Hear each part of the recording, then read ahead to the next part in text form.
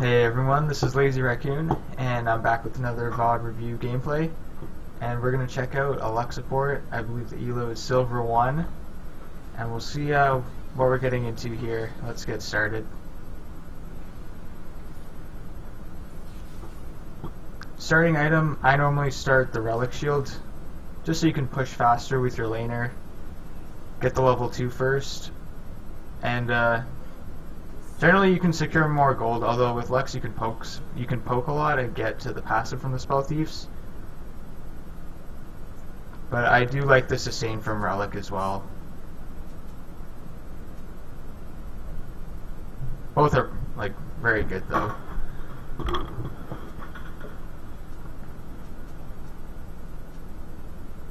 This is actually a tricky lane. Pyke can really get a hold of enchanters like Lux, and as soon as they're caught out, they can get just nuked.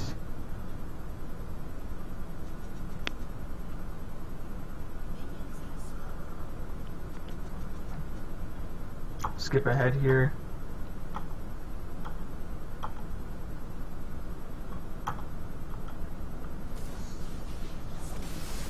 So we'll see how they approach the lane. Not sure why we took damage there, actually. As a laner, as a duo laner, or in any lane for that matter, you should never be tanking damage from the buff.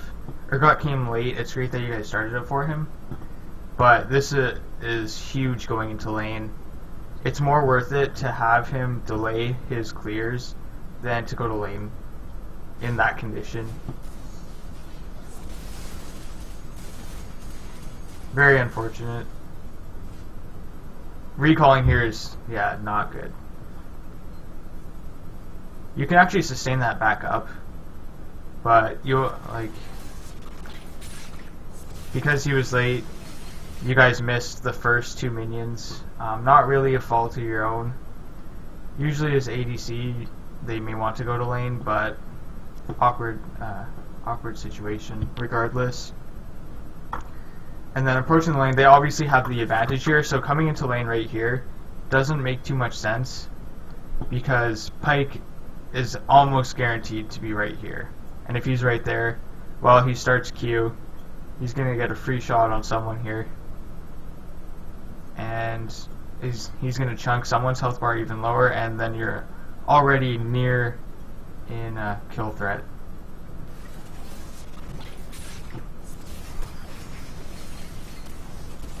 Good trade, actually. Once they make the trades like that, they don't have their abilities, so you can actually get off a good trade there with your Q and her with Kai'Sa's Q. Being in range of Pyke there wasn't too great for the ADC. She should have actually just kept running. Like, going back right there to poke the Jhin wasn't really necessary.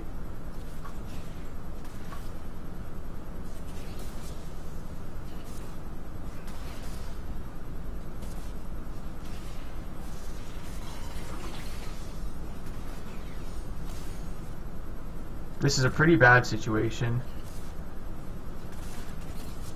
Extending that earlier trade resulted in this. If you guys used both of your Qs, which you did, and then just back off immediately rather than follow up on the damage onto Jhin there, you'd be in a little bit of a better off position. Especially considering Urgot's on the top side. You don't really have any kill potential. And even if Jhin gets like somewhat low from that trade there, they still have more kill pressure.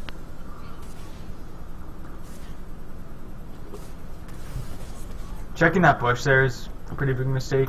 I didn't actually even see if Pyke went back or up. Yeah, he's still there. Base checking this bush, really, really bad. They're level 2. You just hit level 2, so at least you can upgrade W because you're probably going to need it. But face checking this gives Pyke the opportunity to Q, and if Pyke is in range, if you're... let's say you end up there or even here and Pyke is right here, if he Qs at that distance, he'll actually fling you behind him. And then you're going to have to flash shield to get out, and Pyke will be right here. He'll just E this way if that's what he max second, and you'll get a stun. So that would basically kill you there if Jhin follows up damage.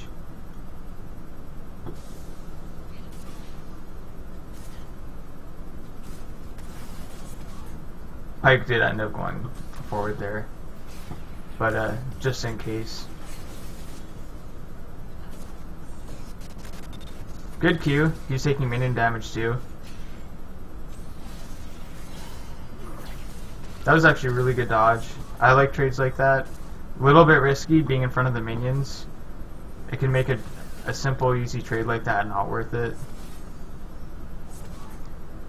Normally, you also want to E first before you throw out a Q, just because if you throw out your Q here, it's pretty far range and he can dodge, but if you throw out your E a little bit further, and it'll end up going right about there, he'll either walk into it, get slowed, and take damage, or walk back, possibly this way, and then you can get an easier Q. But following up, starting the trade with your E allows you to hit your Q a little bit easier, just since it slows them. And especially since he walked up. An E there, right behind him, would have zoned him completely, and he would have had to walk up even further.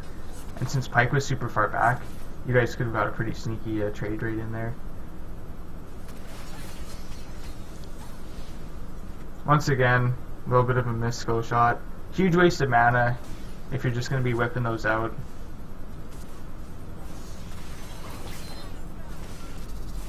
I keep thinking that's Kai'Sa for some reason. That's definitely Samara.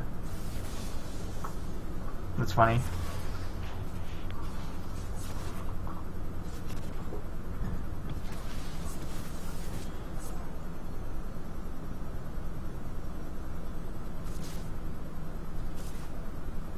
So because of those 3 skill shots that were kind of missed, we have a lot less mana than what we'd want. We still have good mana, but yeah, they clearly have Vision of E there. So in cases like these, if they start moving forward, yeah, you want to be placing your E first, and Pike can dash away with his ability, but whipping out your E, getting a little bit forward and placing it back here as a zoning tool can really influence their decisions. That's a good E.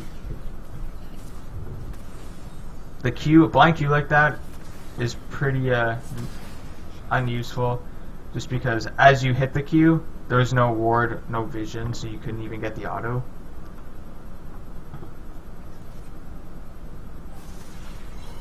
So we see Hecarim's top. We always want to be looking at the map, maybe getting a ping there. He's recalling, and 2 of his camps are at bot side. I don't know if he had red, but he's probably going to come bot side and try and look to Dragon in the next 30 seconds.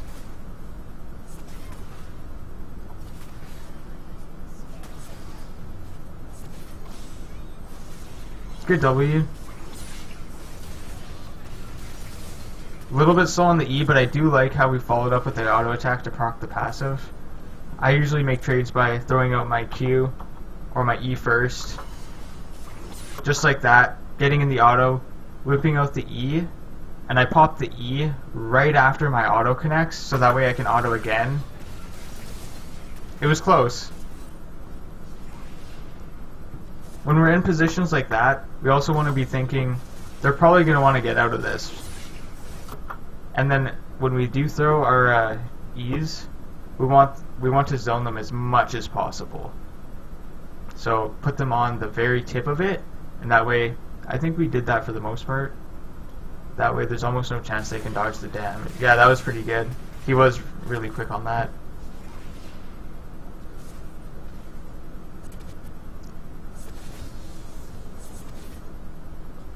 So Hecarim's probably going to be coming to bot side soon.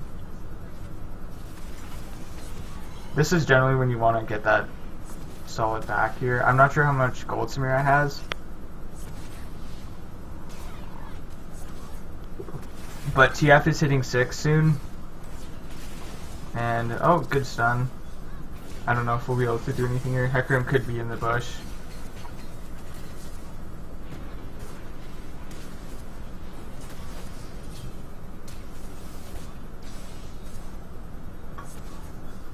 As soon as, yeah,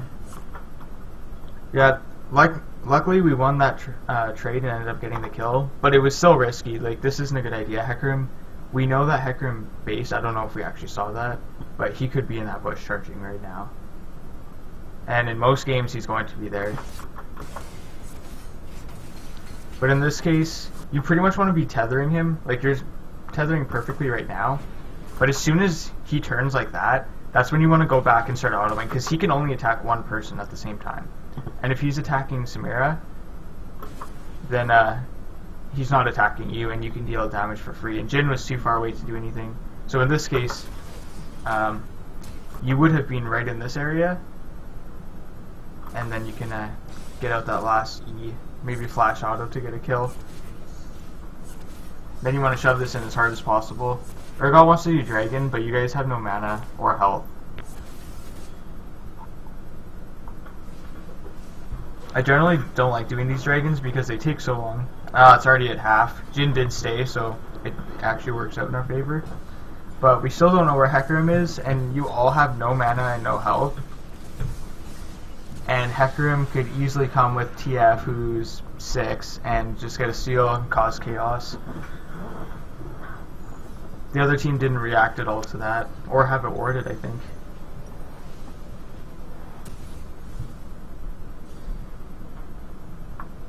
So now bot should be freezing around our tower. Since we have Dragon, all we need to do now is freeze as long as possible. If the jungler's on the enemy side, or create pressure if they're on our side for a dive, but most likely the first thing will happen.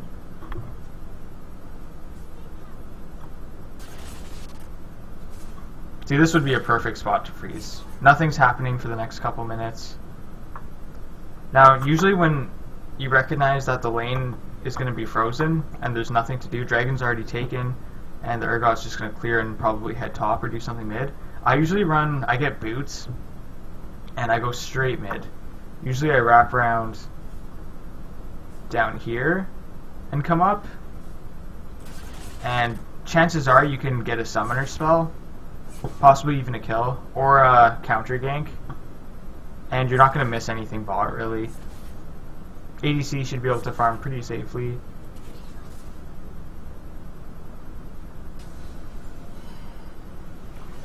Pink ward there isn't very valuable. We're playing against a Hecarim who, if they're going to gank, they're going to come really fast. So for champions that you're playing against that are like Hecarim, Aramis, even Lee Sin, you want to ward, definitely not there, because when you see, like Zac especially, when you see them, it's already too late. So you're not able to react. Even a ward in this bush isn't really effective. The best way is this ward there, which I think is about to expire. Our river ward is really important, even up closer to mid, so that way mid can see if the jungler is incoming. You can also see if they're going to invade, if you place one there. And a few other good ones, obviously in this bush here. If you can get these two, that's like pretty golden, because hopefully your jungler or their mid laner will ward there, and then you have this whole side very, very safe. Those are like, that's like the trifecta. Even a ward here isn't very good, because like I said before, if Hecarim comes ganking, it's going to be too fast, and you're not going to be able to react fast enough unless you're already like super far back, and in that case it won't even really matter, because you won't be able to get an effective gank off.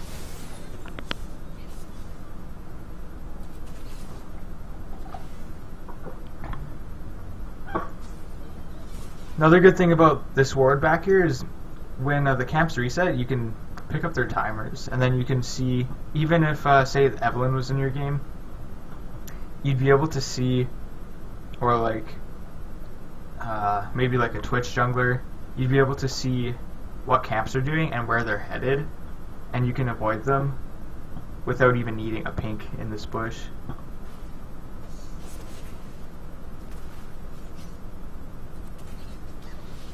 Having sweeper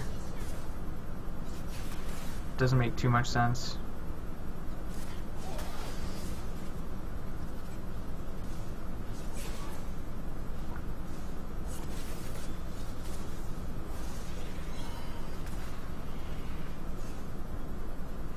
So my guess would be Hecarim's playing on the top side right now, maybe closer to mid.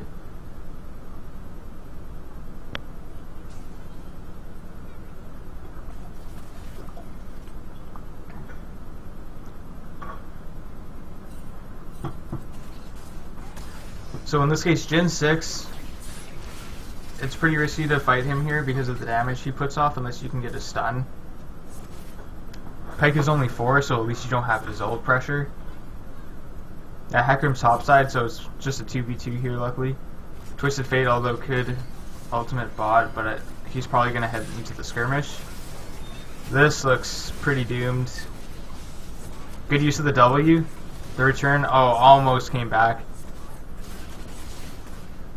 Pretty hard to tell if he was going to ult there or if he could have flashed away. I don't think that was a necessary fight to take. Let's see what led up to that. I don't really like to look into retrospect.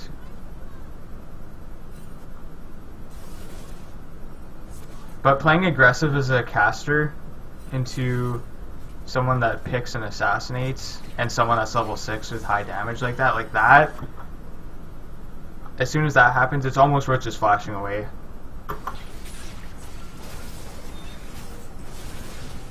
Still good stun though. This, you actually could have flashed behind him. And your ult came up right at that point too. I'm not sure why Samira went in for that. Skip ahead here. So now they have the lane frozen. So this would be a good time. I usually do this with my ADC. If the enemy team gets a double kill like that and they freeze the lane like this, Dragon's not up, mid is pushed in, so probably not the best place to go, but usually I just head mid anyways with my ADC, and we go in there, and chances are we can get a kill wherever the lane is. Urgot's right there too, so even if the jungler showed up, you'd get the kill. Maybe even a double kill. And you're not going to really be able to do anything if you had bot. They end up hard shoving anyways, which is often what people do in the CLO.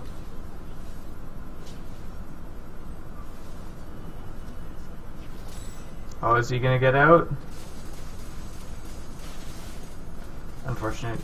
I don't even think your ult would have killed him.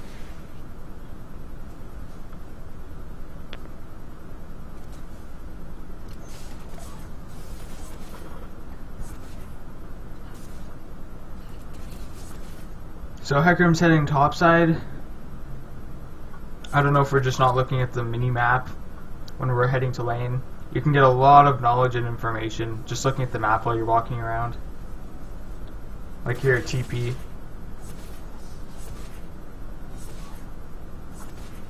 I would recommend actively in the next couple games focusing on forcing yourself to look at the map every 10 seconds at least, and as well as when people ping. And if you focus on that and that's your main purpose of what you learn for the next few games and that's what you improve on, it can become a habit, and you need to focus on that. Then you can focus on that less, and because it'll just be a habit, and your gameplay and awareness will just improve quite heavily, and you won't even really notice it because it'll just be so subtle, but like so impactful.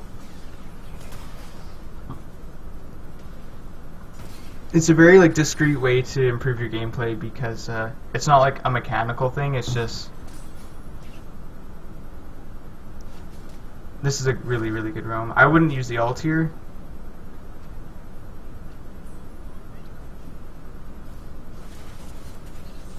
Get the double stun. That's when you unleash your full combo. Ooh, that's nasty.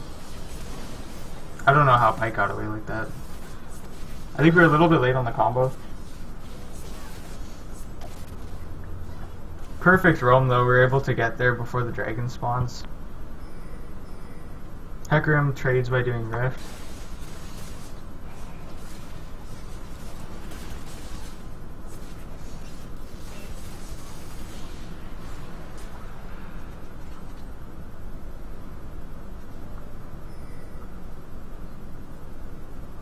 Hecarim heading mid for the dive. She's probably dead. I think ADC still needs to head bot here. I don't even think we really need to chase. You could probably flash Q, but it's usually not worth it since then you're really vulnerable. TF is right behind you. I don't even know if we noticed. Good use of, oh, we didn't use the W. Good use of E to try and get us slow. We're chasing for way too long here.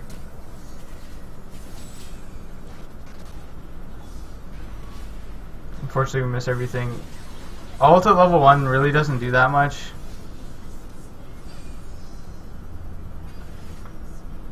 Missing abilities like that, pretty detrimental, not gonna lie. It happens though.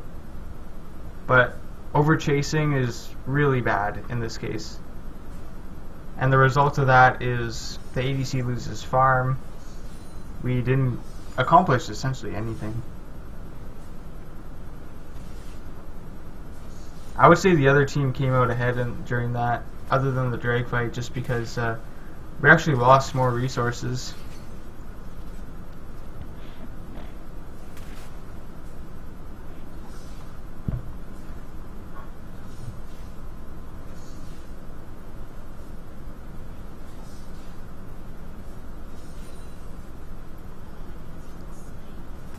Well, it looks like you spotted them on the pink ward. Didn't really serve much purpose though.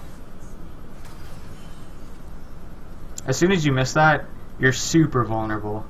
Missing the Q, like Lux, unless you're in a safe aggressive position, you want to use your Qs defensively, or if you're in a safe position and you can get a pick.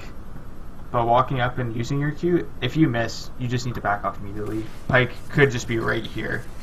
He decides to back off, but usually if the Pyke was like higher elo or even just slightly more aggressive, he would have just gone in. Good dodge.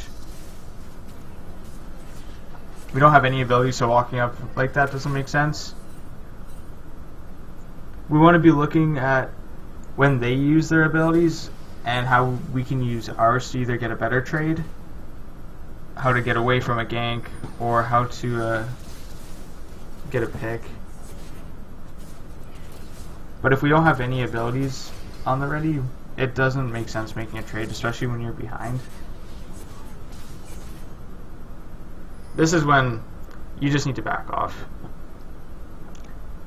There's very little chance of winning the 2v2 because Pyke can easily dodge Lux's abilities.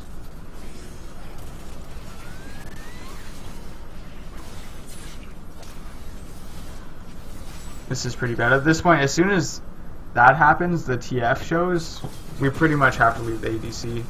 Flashing here was a waste as well. When you know you're dead, try super hard to save that flash.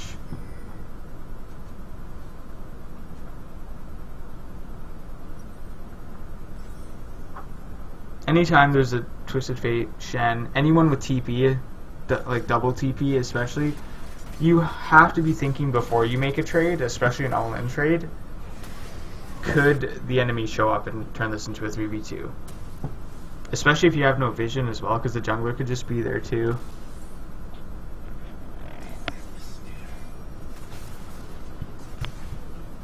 So here, yeah, we want to head bot as fast as we can. We got the first tower.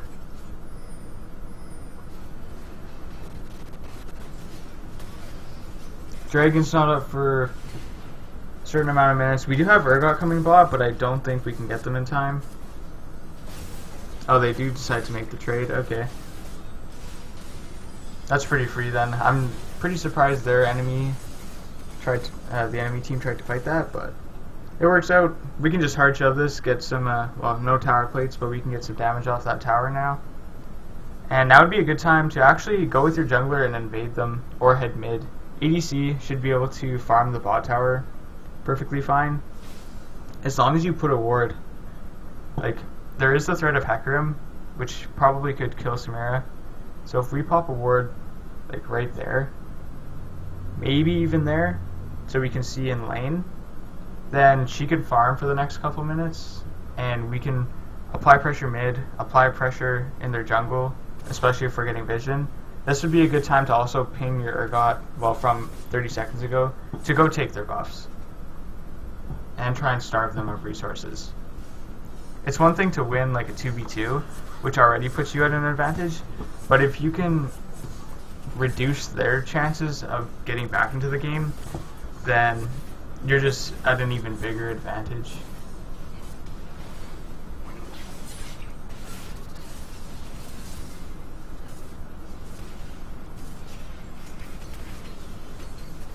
So for items, I actually don't mind the speed boost on the active, especially because we have the pike that can come in, we have the Hecarim.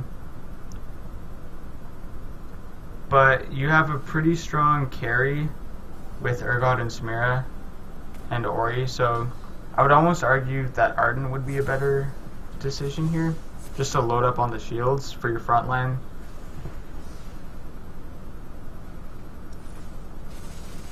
But with Hecarim ulting the back line, he can get past the front line, so you can't really play front to back. And then if you pop the active, this is pretty scary positioning. They actually have you guys pincered really hard. Ori, I don't think she has TP, but we'll find out in a second here. This is a pretty awkward situation. We have Pike down south. We have, is it 2? It's just the Jhin there, and then Twisted Fate coming with a gold card. We want to stay as close together as we can. Ulting here is bad because it forces us out of position, because now the Twisted Fate can come gold card us for free. We end up getting the kill here, but I think we're gonna lose this trade, essentially. Yeah. So there's a bit to say about this fight, and I'm not gonna try and like analyze every aspect of this specific fight, but when coming into situations like this, as a caster, as a long-range caster, first of all, you don't even have Orianna, and you can see here mid's pushed in. We like to start, mid doesn't even have priority, so we can't even really contest this. Like generally, you want to get mid priority before you contest anything, because now they have pressure where we're losing minions and we're in a really bad spot. So if we lose this fight, they just head mid and they can take mid easily. But if we cleared their minions all as a group there first, at least mid is pushing this way. So having mid prio really helps us, depending on if we win the next fight, secure the next objective really fast. But here, I believe it's a 3v4, which already is bad. But as a long-range caster, we want to set ourselves up so Urgot is in the choke point, and I think Samira ends up going melee, but we want to stay as far back and tether ourselves from any possible damage while still providing utility. Because at this point, yeah, wasting the Q here, luckily we hit the Hecarim who's running around, but we want to be kiting backwards to get away from all these threats here, because if Pike is alone, he's going to jump over the wall, and now you're still grouped and you're still safe. But here we don't want to ult, because we could actually save it for something better, but we want to be peeling, well, we definitely want to be popping our active here, but we want to be peeling down, and that way we can use, like if we're constantly peeling down here and trying to get into these choke points, then we can use, like if we're here, we can start using our W and our Q more effectively. Like if Samira, who's moving forward here, heads there, this is a great choke point for Lux. Like being here isn't the greatest choke point because we can only hit single targets, and we're also pressured by Twisted Fate. But if we start moving down to this circle here, we can throw out our W, we can throw out our Q, we can throw out our E, and our ult, it'll just hit like every single person. And also we need to keep an eye on Pike, who's probably going to move up here. And so if we're moving down to this area, we're in a safer position too. Because if Pike hits this cone and comes over, they can just create a lot of chaos here, and Lux can't handle up front in-your-face chaos. So because we focused the Hecarim here, and we kind of ignored the Pike, he was able to just wait and then just come back in. Here at this point it's kind of a lost cause. We didn't end up using the active. If you're not really mentally there, like if you still have a problem in team fights and they're really tough because there's a lot going on, I would heavily recommend against active items like that, because you get a lot of value out of those active items, and you lose value in other aspects like AP And in that case, you want more AP if you're not going to use your actives.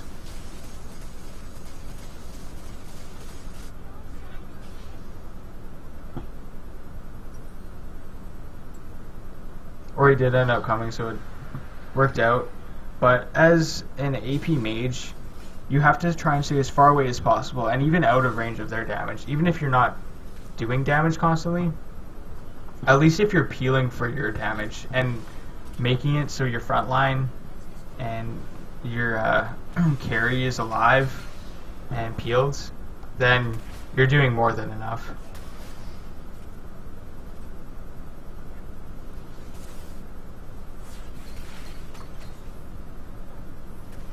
So since there's no objectives, ideally you want to kind of freeze this mid lane a little bit back here.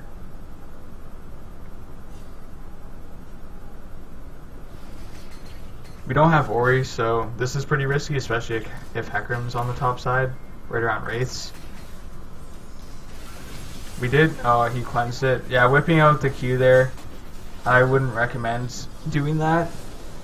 Like I said before, if you use your E first, not only does it zone them, but it also slows them when it does hit. And I'm not sure the cooldown on our active item here, but popping that every time you go into a skirmish like that would be really nice.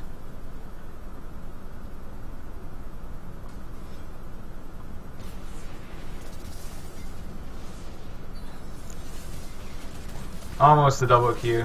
Nice pick though. Can be quite risky, especially if they turn, yeah, and the Hecarim comes up. But we also had the Teemo there. Little late on the flash. Well, not late, we didn't use it at all. I'm not sure if we just didn't think we had it. I think that was just a mistake though. I think we already know what went wrong there. But flashing over the wall, like, situations like this are great for getting as much distance from your opponent as possible. You see him charging at you, he goes up, so we're probably thinking we're safe. But as soon as you see him fear you there, we can actually, as soon as the fear comes off, we can actually flash over this wall here and get super far away, and then we can immediately peel for, I believe that's Samira up there. Let's see how long the fear lasts for. Right here, we should be spamming our flash to get into this spot as fast as we can. And then we can pop the 3, get away, and then immediately start peeling. We did end up popping the active, but still no flash. I think it would have been really, really good to use flash there. Usually if you're already dead, it's not worth flashing. But here, if we stayed alive, we would have been able to help the entire team push here. Because we already have a minion wave, we have all 4 players.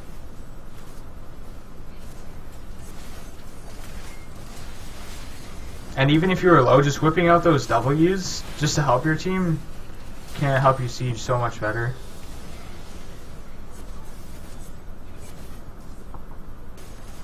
Skip ahead here. Yeah, we want to head bot, set it up so it's frozen, so that way your laner can come back and farm it for free. Hopefully they don't overstay. It ends up coming to the tower, so you can't even freeze it anyways. So in that case, good idea to pick up the farm. At that point, I would have actually walked forward to right here, and you would have dragged a couple minions from here over to this area. And then this whole wave would have been frozen here.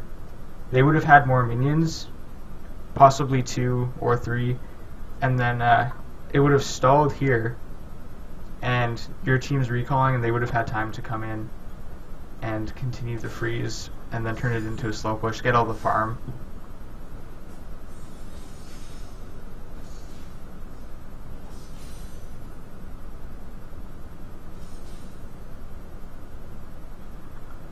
Not much to do here. I'm not sure when Dragon's coming up.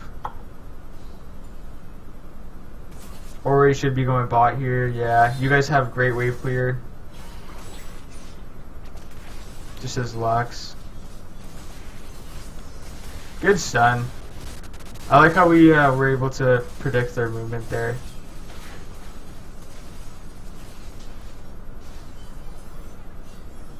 Good Q again, wow.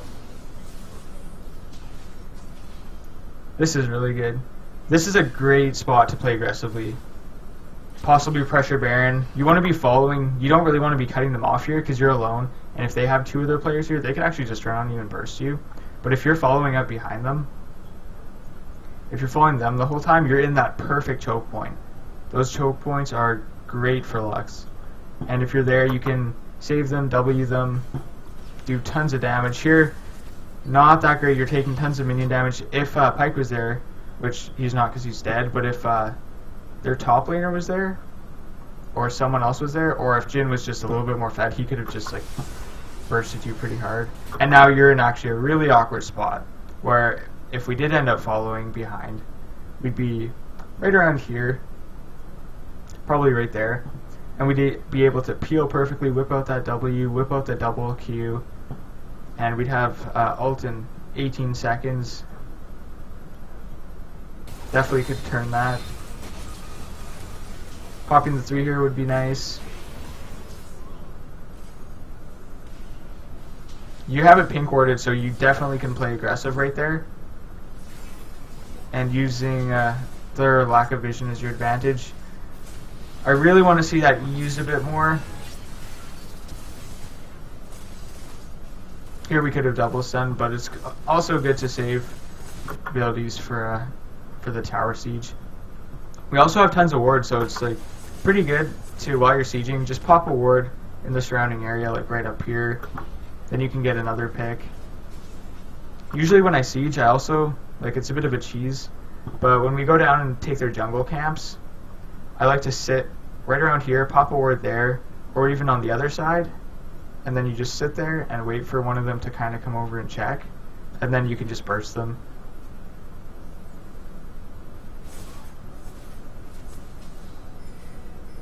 Good ward, yeah. This is great because now that this bot wave has slow pushed, because Ori ended up pushing it, I believe she did, I don't actually remember.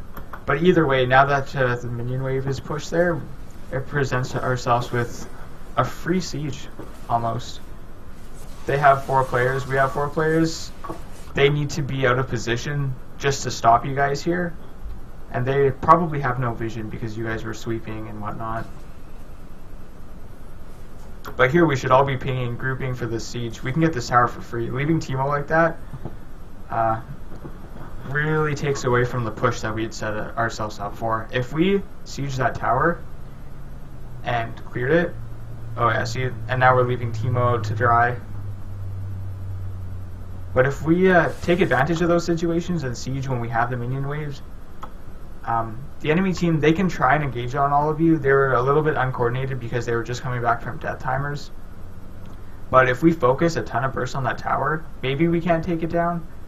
Even if we can't, no big deal. But we damage it, we leave them with a big minion wave, and we all, as a group, run to Dragon. And that way they have to either send someone to deal with the minion wave or miss out on all that free experience and gold. And if you're all together as 4, there is almost no stopping that. They don't even have vision in this area. But yeah, either you all stay for the tower or you all leave. I suppose since no one else went for the tower, it would be a good idea. Yeah, even Ori sees it. You guys should have stayed with Teemo. It doesn't make sense to overstay for the tower, but because the dragon wasn't spawned yet, even if the dragon was spawned, it would make a lot of sense to escort the minion wave to the tower, and that way you're ensuring that they're all going to lose all that gold. Yeah, you also have dragon base for 30 seconds losing gold. Teemo shouldn't have overstayed like that, but there was a huge opportunity missed there.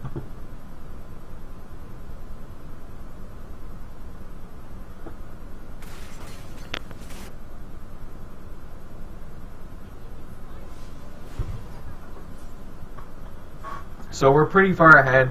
At this point, we should just be denying vision, pressuring Baron, and if Teemo has TP, he should be pushing bot lane. But here, we also need to stay together because they can get a pretty easy pick on Lux, Teemo, probably not Urgot, but even Ori to some extent. It's good to get an advantage here mid, but if you're off by yourself like that, You really, like, you can't do that. You want to be with the team here. Base checking, that's a big mistake too. Because I think we saw Kale hovering. Yeah, Kale was hovering right there. We don't know where Kale went at this point. I don't even think we were aware Kale was there. But face checking this brush is pretty dangerous. TF could have ulted behind you guys. But staying together like this, we don't have a very big minion wave.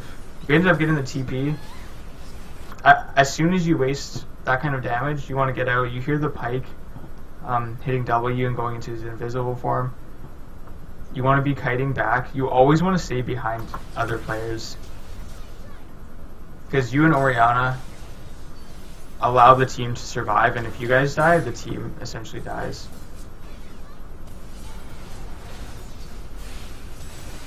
Yeah, staying a little bit too far ahead allowed Hecarim to kind of get at you guys.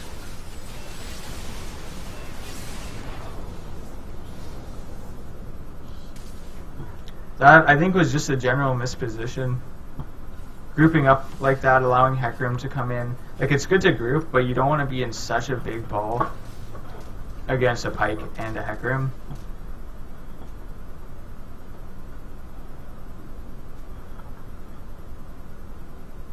Even without wards, like, it's true you guys didn't have enough wards during the siege, but even without wards, if you guys spaced out a little bit more, I think it would have been a lot different. Like, you guys don't have a minion wave, so they're going to start playing aggressively. Hecarim, I think he ends up coming from bot side. But being like this, you should either be playing around back or heading down mid. But standing up here is very, very risky. I don't know if TF has flash.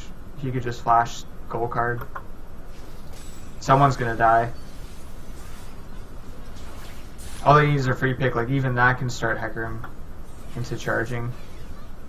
Yeah, and there he comes. He comes right from the back. We're all grouped up. We have no minion wave. We're just out in tower range. Yeah, we are in tower range. And here, as soon as like it looks like they're turning the fight, we don't even need to be like hovering here. We want to head back and make it so Urgot takes the brunt of the damage, so we can W Urgot, because our shields are going to be a lot more effective on Urgot because of his armor and magic resist than on the squishies in this case. We end up popping the active. That's pretty good. I think positioning could have changed this quite a bit, and backing off when the minion wave was basically dead would have been a little bit better too. And then they just start sieging. I wonder, are we going to lose this one? So here we want to be doing the same thing, just pushing that mid lane. We want to send Teemo bot, like I said before. Playing forward like this is really risky too. Twisted Fate was right here. He probably slows right there. And once he picks one of you guys, like, he ends up hooking Urgot, but we don't want to get picked out here. We want to play patiently. We want to stay back. That was actually really nice. I'm surprised Pike just kind of stayed there. His team wasn't around. Little risky using the ult there because Hecarim was right in your face there.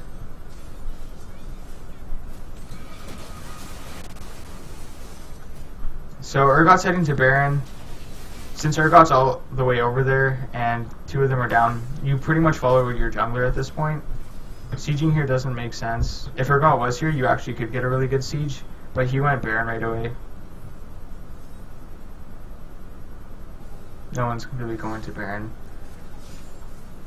That's unfortunate. I don't even think anyone's noticing that he's doing Baron.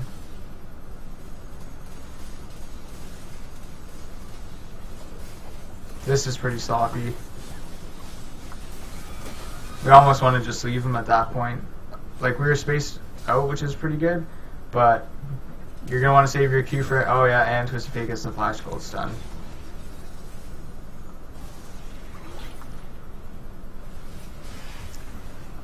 I think that was more of a team thing. No one was on the same page. No one even noticed that Urgot was doing the Baron. Teemo just started hitting bot for some reason. He ends up getting a slow push bot, but if you guys have a push like that, you guys need to like get something. Getting like pushing for an objective, not getting it, and then not doing anything, just gives the enemy free farm, and they're actually getting ahead from that play. Even if no one died in that entire interaction, the enemy team would still be ahead because they're getting to farm for free, and you guys get nothing really. So here we want to be playing for the dragon. We want to be getting some more pink wards. I'm not really sure why we didn't buy pink wards, but I usually have at least one, usually 2 pink wards in my slot. All these actives are not the greatest, especially if we're not using them effectively. We did use them in the most recent fight, so that was actually pretty good, but we'll see how effective this player is using all 3 of the active items and the wards all within one fight. Because at that point, you're almost better off just getting stats, like Ardent Sensor. Try not to whip out Qs randomly. I feel like we're about to whip one out randomly here. We want to be getting wards over the fence too. We got the flash, that's pretty good. I think the Q would have missed. But we don't want to be in the front of line here.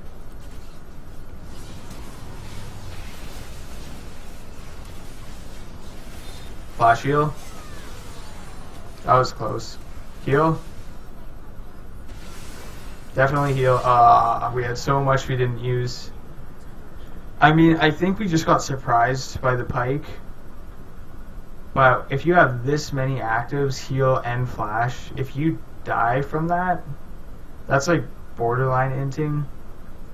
Like, there's a team fight going on, they have a player that's invisible, you should be expecting something to happen. Even flashing away, like if you see Hecarim running at you like this, then we flash away right away. If that's the case, if we think we're gonna die, because we could either have full health, just about, we could have almost full health, 3/4, and be useful in this entire fight, or we die and maybe barely survive, but have to waste all of our items and summoners, opposed to just wasting flash and getting repositioned immediately and being super effective in the fight. Now we are not effective in the fight, and we pretty much get bamboozled by pike.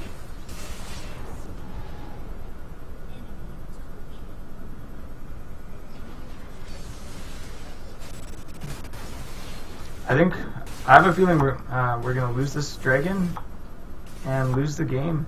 That's pretty big. Like, that's massive.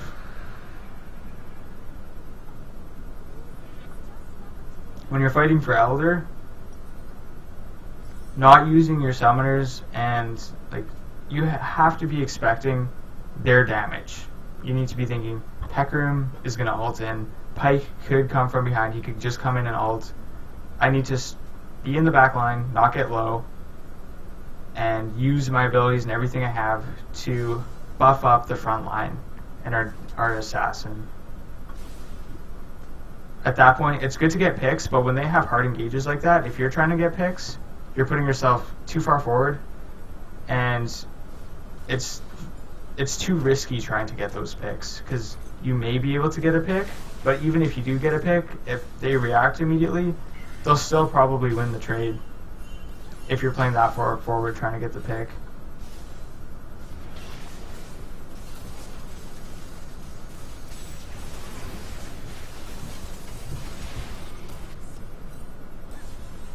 I think we're going to lose right off of this.